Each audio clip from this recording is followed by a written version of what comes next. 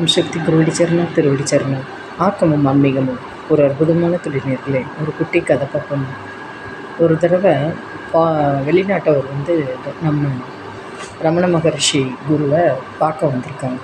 அவர்னால கால் மடக்கி சப்பளம் முட்டி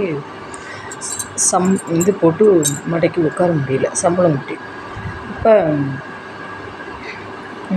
எய்த்தாப்பில் பார்க்குறாரு, ஒரு சேர் இருந்தது. அந்த சேரை எடுத்துகிட்டு வந்து உட்காந்துருக்கார். இப்போ அங்கேருந்து வந்த ஒரு அதிகாரி, சேர்லெல்லாம் உட்காரக்கூடாது, எந்திரிங்கோ அப்படின்னு. என்னால் சம்பளம் கொண்டு உட்கார முடியாது, கீழே தரையில் கால் வலி. நான் குருவை பார்த்துட்டு ஒரு சந்தேகம் கேட்டுட்டு போகலான்னு வந்தேன் அப்படிங்கிற. கீழே தரையில் அமரத்துக்கு உங்களால் முடியலன்னா நீங்கள் வெளியில் கிளம்புங்கோ அப்படிங்கிறார் அந்த அதிகாரி. அப்போ ரொம்ப நேரம் வாக்குவாதம் 2 பேருக்கும் நடந்துருது. வெளியில் கிளம்பிட்டேன். மன வருத்தத்தோடு வெளியில் கிளம்புறப்ப நம்ம குருநாதர் மகரிஷி ஐயா கூப்பிட்டு இங்கே வா அப்படிங்கிற அதிகாரியையும் கூப்பிட்றாரு. அங்கே உன் பார்வைக்கு எய்த்தாப்பில் இருக்கிற மரத்தில் அந்த குரங்கு பார் அப்படிங்கிற. சுவாமி, குரங்கு உட்காந்துருக்கு மரத்து மேலே. அது இப்போ என்னோட மேலே உயரத்தில் உட்காந்துருக்கேன். அப்போ நான் என்ன செய்யட்டும்? அந்த குரங்கை வெளியில் பற்றி விடவா? குரங்கு புத்தி ஒவ்வொருத்தருக்கும் இருக்கக்கூடாது. குரங்குங்கிறது புத்தி கிடையாது, அதை தப்பாக சொல்லியிருக்கா எல்லா பேரும். மரத்துக்கு மரம் தாவறாப்புல நம்ம மனத்தை தான் உச்சரித்திருக்காலே ஒழிஞ்சு அந்த குரங்கை தாழ்மையுடனா சொல்லலை கண்டிப்பாக. அதனால் யாரையுமே இது பண்ணி சொல்லக்கூடாது.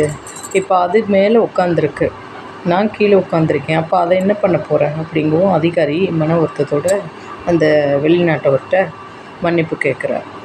அப்போ அவருக்கு ரொம்ப சந்தோஷமாகிடுது. யாருக்காவது ஒரு குறை இருந்தால், ஊனமாக இருந்தால் சொல்லக்கூடாது அப்படின்ட்டு சொல்கிறார் குருநாதர். அவள் வெளியில் போய் நம்ம ஆசிரமத்தை, நம்ம நடந்துக்கிற விதத்தை பெருமையாக சொல்லணுமே ஒழிஞ்சு இதுவாக சொல்லக்கூடாது அப்படின்னு சொல்கிறார். அது அவருக்கு மட்டும் இல்லை, நம்மளுக்கும் தான். யாரோ செய்கிற ஒரு தப்பு எல்லா பேருக்கும் பொருந்தாது. அதுக்கு ஏதோ ஒரு காரணம் இருக்கும், திருந்துறதுக்கு ஒரு வாய்ப்பு இருக்கும் கண்டிப்பாக. இன்றைக்கி பகவான் 30 ரூபா கொடுத்துருக்காருன்னா அந்த 30 ரூபாவில் வாழ கற்றுக்கணும் கண்டிப்பாக. அந்த 30 ரூபாவில் 30 ரூபாயும் செலவழிக்காமல் 19 ரூபா நீ செலவு பண்ணிவிட்டு 11 ரூபாவில் ஒரு 3 ரூபா தானம் பண்ணிவிட்டு ஒரு 8 ரூபாயை என்ன செய்யலாம் அப்படின்ட்டு யோசிக்கணும். இதுதான். அதே போல் நம்ம இன்றைக்கி உயரத்தில் இருக்கோம், இன்றைக்கி தாழ்வில் இருக்கோம் அப்படிங்கிற எண்ணமே இருக்கக்கூடாது. இருக்கிற வரை இருப்போம், இல்லாதவருக்கு கொடுப்போம், முயன்றதை செய்வோம், முயலாததை வெல்லுவோம் அப்படிங்கிற ஒரு வாக்கை மட்டும் நம்ம வச்சுக்கணும் கண்டிப்பாக. எப்படி ரமண மகரிஷி ஒரு குரங்கு அண்ணாந்து ஒரு குரங்கை காமிச்சு நம்மளுக்கு புரிய வச்சுருக்காரோ, அதே போல் ஒரு தடவை யோகிராம் சரத்குமார் ஐயாவும் அதே தான். ஒரு அர்ச்சகர் பிரசாதம்லாம் பண்ணிவிட்டு அழகாக கொண்டு எல்லா பேர்த்துக்கும் விநியோகம் பண்ணுறார். இது நல்லா இல்லை, அது நல்லா இல்லைன்னு இன்னொருத்தர் சாப்பிட்றவர் சொல்கிறப்ப